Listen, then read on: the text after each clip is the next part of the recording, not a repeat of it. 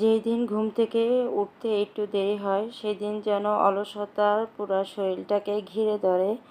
আজ অলসতায় ঘিরে ধরার আগেই সকাল সকাল ঘুম থেকে উঠে গিয়েছি। আসসালামু আলাইকুম, আমি পাপিয়া সাভার থেকে বলছি। পাপিয়া পিয়া ব্লগে সবাইকে ওয়েলকাম করছি। কাছে দূরে দেশ এবং দেশের বাইরে যে যেখান থেকেই আমার ভিডিওটা দেখছেন, আশা করি সবাই ভালো আছেন এবং সুস্থ আছেন। আলহামদুলিল্লাহ, আল্লাহর অশেষ রহমতে আমরাও বেশ ভালো আছি এবং সুস্থ আছি। নতুন আরেকটি ভিডিও নিয়ে আপনাদের মাঝে হাজির হয়েছি। আশা করি ভিডিওটি ভালো লাগবে। যদি ভালো লাগে প্লিজ একটা লাইক দিয়ে শেষ পর্যন্ত আমার সাথেই থাকবেন। আজ সকাল সকালেই ঘুম থেকে উঠে গিয়েছি, কারণ অলসতা আমাকে ঘিরে ধরার আগেই সকালেই উঠে এই যে রান্নাঘরে চলে এসেছি। ভিডিওটা সকালের নাস্তা বানানো থেকেই শুরু করছি। এখন কিন্তু 6টা বাজে আর আমি চুলাতে নাস্তা বানানো শুরু করে দিয়েছি। আজ কারো সাহায্য ছাড়াই সকাল থেকে একদম আমার কাজগুলো করে নেব, কারণ আমার হেল্পিং হ্যান্ড খালা আজকে আসবে না, তার একটু সমস্যা আছে, সেজন্যে আসবে না। তো যাই হোক, এখন কাজগুলো তো আমাকেই করে নিতে হবে। তো যদিও বা আমার সংসারের কাজ বেশিরভাগটা আমিই করি, তার কাজ হচ্ছে কাপড় চোপড়টা ধুয়ে দেয় আর ঘর ঝাড়ু দিয়ে মুছে দেয়। তো বাকি সব কাজ কিন্তু আমাকেই করে নিতে হয়। আমার কাজটা আমি যতটা মনোযোগ দিয়ে করব, অন্যে কিন্তু সেভাবে করবে না, তারপরও বাধ্য হয়ে করাতে হয়, কিচ্ছু করার নেই। ভিডিওর এই পর্যায়ে এসে যারা আমার সাথেই আছেন, একটা লাইক দিতে ভুলে গেছেন, প্লিজ একটা লাইক দিয়ে ভিডিওটি কন্টিনিউ করবেন। আপনি যদি আমার চ্যানেলে নতুন ভিজিট করে থাকেন, ভিডিও দেখার পরে কোথাও কোনো অংশ যদি একটু ভালো লাগে, পরবর্তীতে দেখার ইচ্ছে থাকে, চাইলে আমার চ্যানেলটি সাবস্ক্রাইব করে আমার পাশেই থেকে যেতে পারেন। আর পাশে থাকা বেল আইকনটি বাজিয়ে দিবেন, এতে করে দেখা যায় আমি যখনই কোনো ভিডিও ছাড়ি না কেন নোটিফিকেশন আপনার ফোনে পৌঁছে যাবে, আর সেটা সময় সুযোগ করে আপনি দেখে নিতে পারবেন। আর এই কাজটা যদি আগে থেকেই করে থাকেন, আপনাকে অসংখ্য ধন্যবাদ। সকালের সময়টা অনেক ব্যস্ততার ভিতরে কাটে, কারণ এই যে ছেলে 7:30টায় স্কুলে যেতে হবে, উঠে সকাল সকাল নাস্তাটা বানাতে হয় খুব তাড়াহুড়ো করে। তো নাবিল এখন নাস্তাটা খাচ্ছে। তো নাস্তাটা খাওয়া প্রায় ওর শেষ হয়ে গিয়েছে, এখন ও স্কুলে চলে যাচ্ছে। আমি আবার চাবিটা নিতে ভুলে গিয়েছে, তাই হাতে চাবিটা দিয়ে দিচ্ছি। তো নাবিল যাওয়ার পরে নাবিলের রুমটা আমি গুছিয়ে নিচ্ছি, কারণ ওই রুমে যেহেতু বাবা ছেলে এখনও ঘুমাচ্ছে, কারণ এত সকালে তো ওরা উঠবে না। তো ওই রুমের বেডটা বাদ দিয়ে আর যাবতীয় যে কাজগুলো আছে সেগুলো আমি ওরা ওঠার আগে আর কি করে নেব।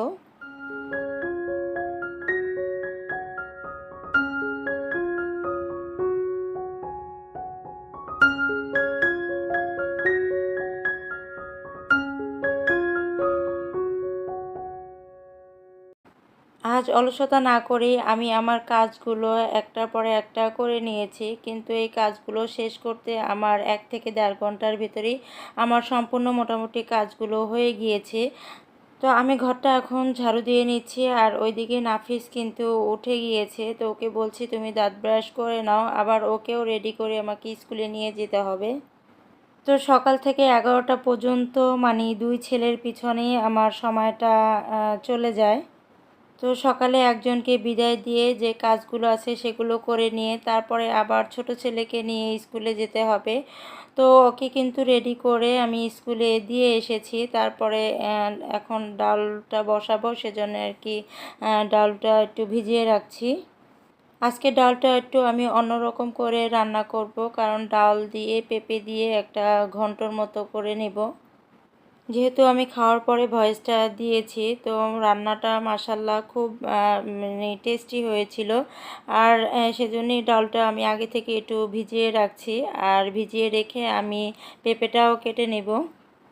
আমাদের এখানে একদমই 10টা 11টার পরে গ্যাস থাকে না, সেজন্য আমি সকালবেলা কি করি, নাস্তার পরেই চুলায় 1 পাতিল পানি বসিয়ে রাখি।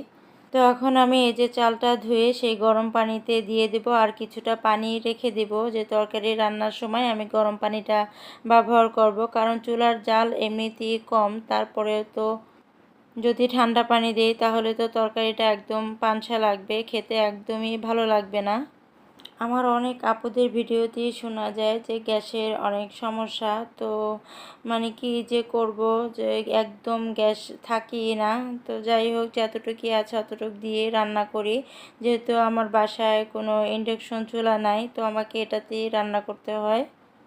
আমি সেজন্য আমার কাজের রুটিনটা একটু চেঞ্জ করে নিয়েছি। সকালবেলা উঠি আগে রান্নাটা করে নেই, তারপরে আমি বাকি কাজগুলো, যে ঘর গোছানোর কাজগুলো থাকে সেটা পরে করে নিই।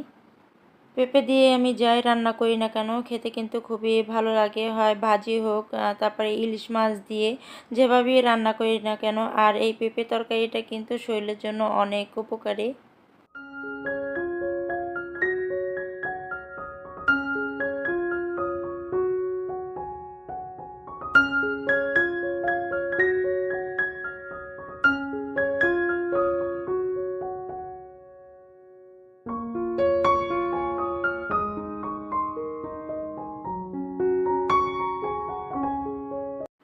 তো পেঁপেটা ভালো করে কেটে ধুয়ে নিয়েছি। আর এখন আমি চুলাতে একটা প্যান বসিয়ে দিয়ে এখন দিয়ে দেব পেঁপে, আর সাথে ডাল দিয়ে সামান্য একটু পানি দিয়ে, তো পরিমাণ মতো লবণ, হলুদ, মরিচ দিয়ে আমি এটাকে একটু সেদ্ধ করে নেব।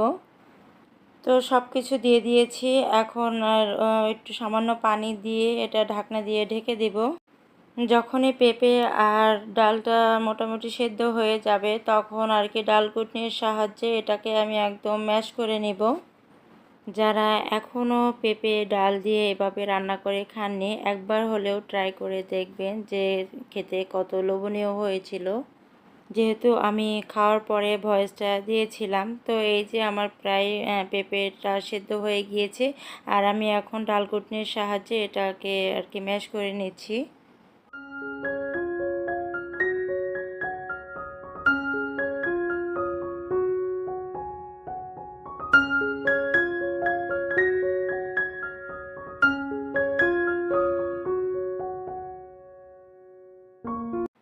তো ভালো করে আমি ম্যাশ করে নিয়েছি। আর এখন দিয়ে দিচ্ছি ধনিয়া পাতা। তো আমি অন্য একটি কড়াইতে এটাকে বাগার দেওয়ার জন্য তেল দিয়ে নিব। তো তেল দিয়ে আমি এখানে একটা শুকনো মরিচ দিয়ে দিচ্ছি, এতে খেতে ভালো লাগবে। আর বেশি করে রসুন পেঁয়াজ দিয়ে এটাকে বাগার দিয়ে নেব।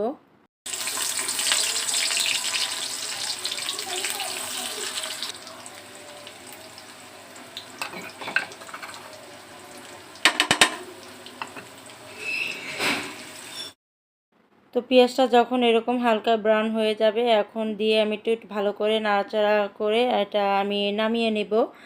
আর আমার এই রান্নাটা আপনাদের কাছে কেমন লেগেছে চাইলে আমাকে জানাতে পারেন। আর এরকম কে কে রান্না করে খেয়েছেন সেটাও আমাকে জানাতে পারেন।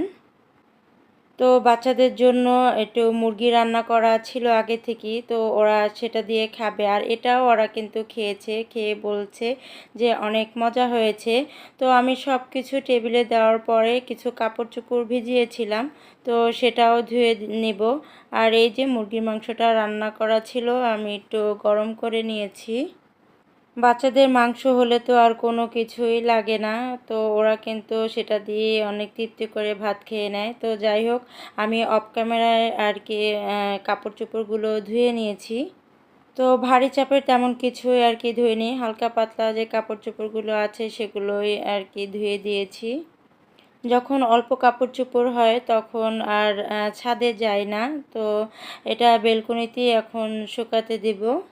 আজকে ভিডিওটা এ পর্যন্তই। আমার প্রিয় আপু ভাইয়াদের কাছ থেকে বিদায় নিচ্ছি। তো আমার কথা ও কাজে যদি কোনো রকম ভুল ত্রুটি হয়ে থাকে, প্লিজ ক্ষমা সুন্দর দৃষ্টিতে দেখবেন। সবাই সুস্বাস্থ্য কামনা করে নেক্সট ভিডিও দেখার আমন্ত্রণ জানিয়ে আজ এখানেই বিদায় নিচ্ছি। আল্লাহ হাফেজ। আসসালামু আলাইকুম।